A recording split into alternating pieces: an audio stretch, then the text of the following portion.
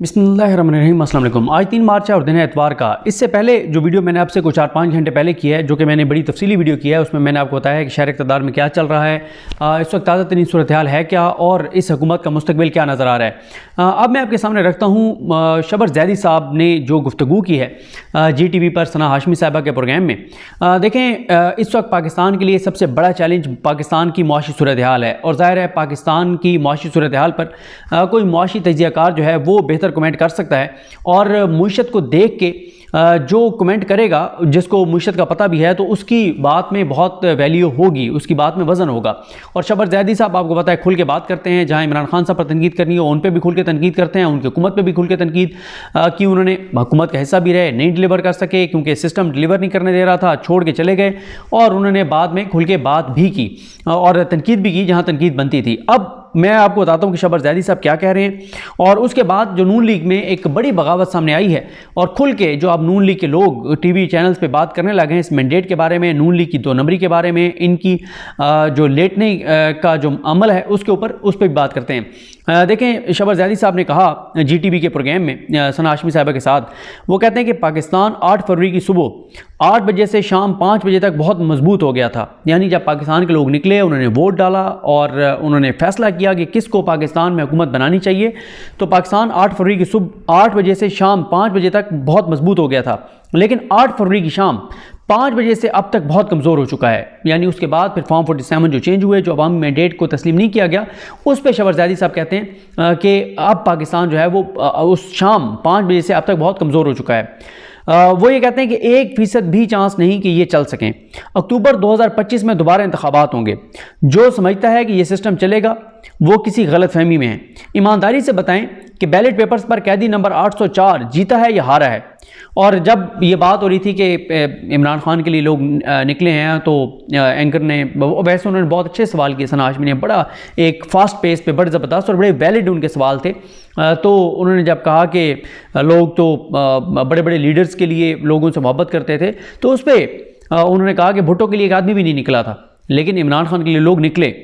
उसके बाद उन्होंने कहा कि अगर कोई नहीं भी चाह रहा होगा तो उसे मजबूरन दोबारा इलेक्शन कराना पड़ेंगे, ये हुकूमत हरगिज़ नहीं चल सकती। यानी अगर कोई ये चाहता है कि ये चलते रहें और किसी तरह से ये 5 साल पूरे कर जाएं तो मुमकिन नहीं है, इलेक्शन कराने पड़ेंगे। अगर कोई चाहता भी हो कि ये हुकूमत ये चले तो नहीं चल सकती।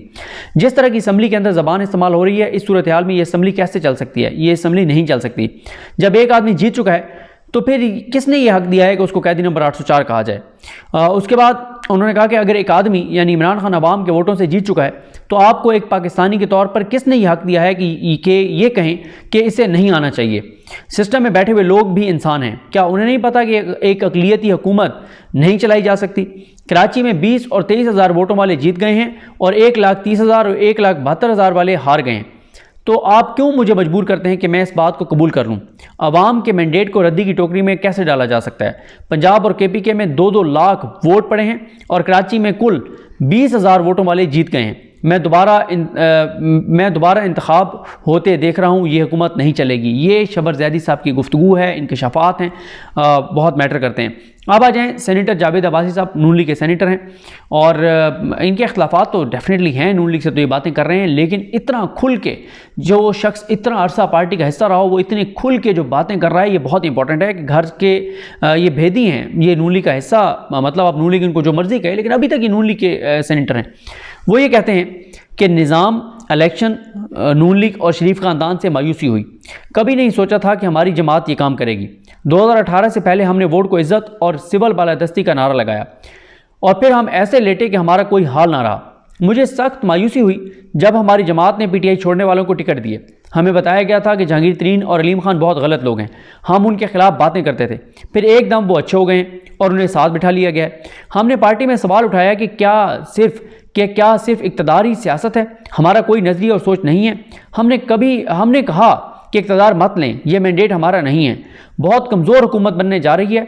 इस हुकूमत के पास कोई आइनी, कानूनी और इखलाकी जवाब नहीं होगा। हमारे पास कोई इखलाकी जवाब नहीं रहा। जिन लोगों पर हम इल्ज़ामात लगाया करते थे उन्हीं का हाथ पकड़कर इक़्तिदार में आ गए। ऐसे तो कोई चोरी का माल नहीं बांटता जैसे ये ओहदे बांट रहे हैं। बनने वाली हुकूमत हर दिन अपने ज़िम्मे एक नई बदनामी लेगी। ये ऐसा बोझ उठाने जा रहे हैं जिसके नीचे ये खुद दफन हो जाएंगे।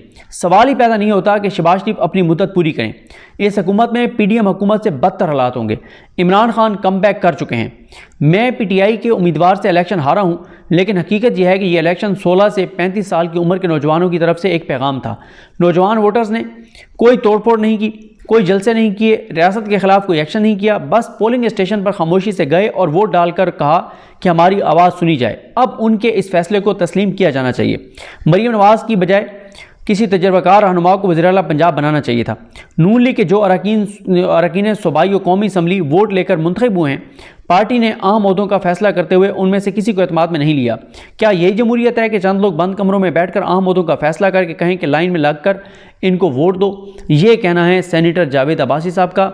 देखें, नून लीग के अंदर से लोगों की ये आवाज़ आना, ये बात करना, ये कोई छोटी बात नहीं है, ये बहुत बड़ी बात है।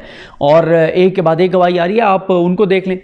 उन्होंने जो कहा था ये शाहिद खान अब्बासी साहब ने, उन्होंने कहा कि मोहतरमा फातिमा जिन्ना जो हैं वो जो है उनके पास फार्म 45 थे और डिक्टेटर के पास फार्म 47 थे।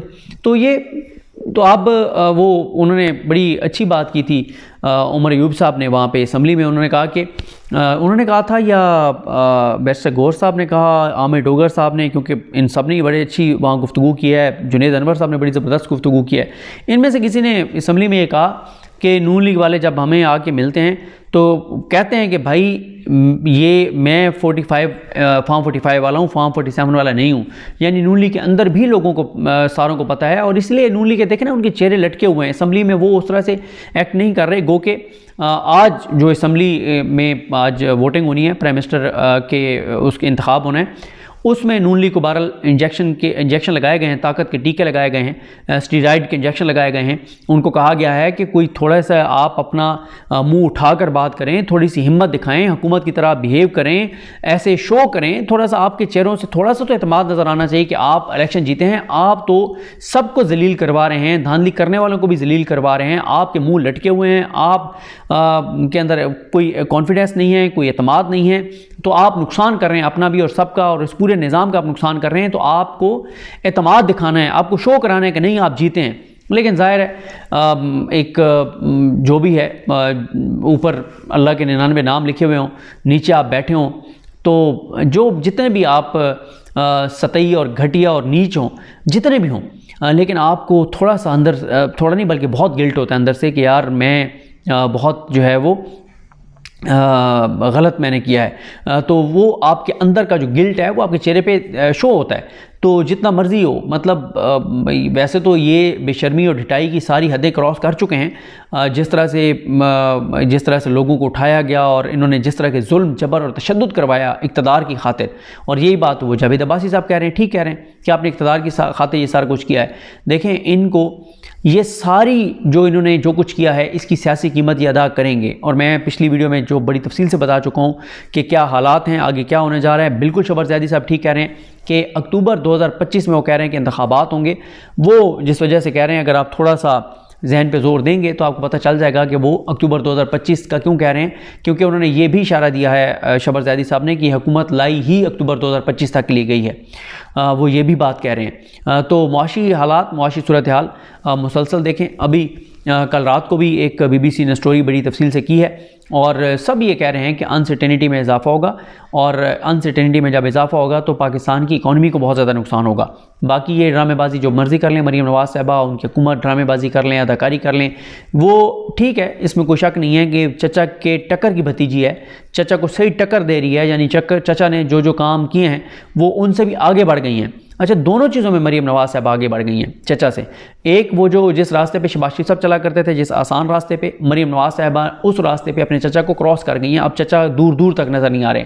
दूसरी जो मरीम नवाज़ साहबा क्रॉस कर गई हैं वो चचा को, वो जो ड्रामेबाजी थी, वो जो वो खबरें चलवाना, ये वो उसमें, लेकिन अब इतनी बुरी तरीके से पिट चुके हैं, इतने एक्सपोज ये हो चुके हैं कि अब उन खबरों का कोई इम्पैक्ट नहीं है।